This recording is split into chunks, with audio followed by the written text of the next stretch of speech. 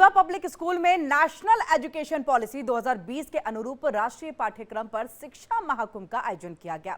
इस कार्यक्रम में देश भर के प्रसिद्ध स्कूल और संस्थान के लगभग 400 शिक्षाविदों ने भाग लिया है। कार्यक्रम का शुभारंभ दीप प्रज्वलन करने के साथ हुआ है और सेमिनार का उद्देश्य एनईपी पर परिचर्चा करना, इसको राष्ट्रीय पाठ्य चर्चा के रूप किस प्रकार अपनाया जाए, इस पर विचार करना रहा है।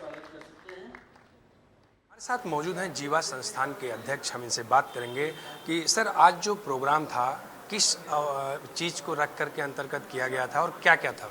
देखिए, आज का जो प्रोग्राम था उसका मेन उद्देश्य है कि जो 2020 के अंदर राष्ट्रीय शिक्षा नीति बनी और 2023 में इसका पाठ्यक्रम बना, लेकिन ये इसको लागू प्रैक्टिकली कैसे किया जाए। तो जीवा इसको काफ़ी वर्षों से लागू कर चुका है। तो उसकी एक एग्जीबिशन लगाई गई, जैसे आपने बाहर देखा, बच्चे उसको दिखा रहे हैं कि वो अपना बुद्धि टेस्ट कैसे करें, अपना प्रकृति टेस्ट कैसे करें, बात पित्त कप टेस्ट कैसे करें, स्वयं को कैसे जानें कि मैं किस चीज़ में परफेक्ट हूँ। और यहाँ पर दूसरी संस्थाओं से, एनसीईआरटी से, सीबीएसई से, दूरदर्शन से और जो दूसरा शिक्षा संस्कृति उत्थान न्यास है उसके भी लोग आए हैं और पूरे भारत से अलग अलग विद्यालयों के प्रिंसिपल, स्कूल ओनर्स यहाँ पर आए हैं। तो उनको यही दिखाया गया है कि हम किस तरीके से शिक्षा नीति को आगे बढ़ाएं, प्लस उनकी भी हम सलाह ले रहे हैं। हर व्यक्ति किसी न किसी एरिया में कुछ काम कर रहा है, जब हम मिलकर के करेंगे तो इसको हम जल्दी आगे बढ़ा सकेंगे। सर, जीवा लर्निंग सिस्टम क्या है?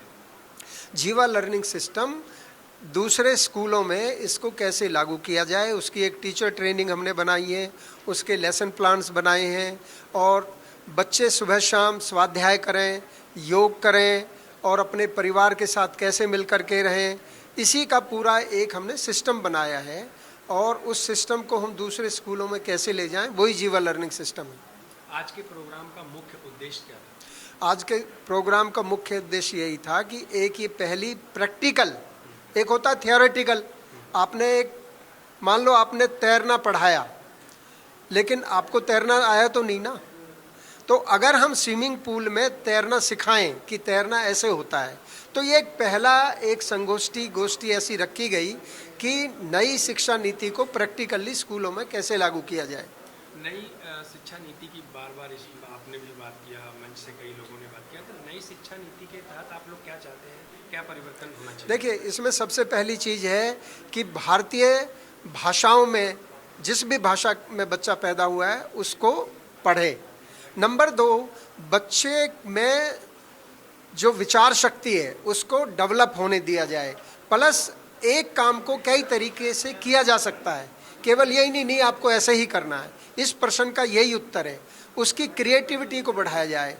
फिर बच्चा अपने आप को जाने, सेल्फ अवेयरनेस। हमारे यहाँ सेल्फ अवेयरनेस की बहुत कमी है।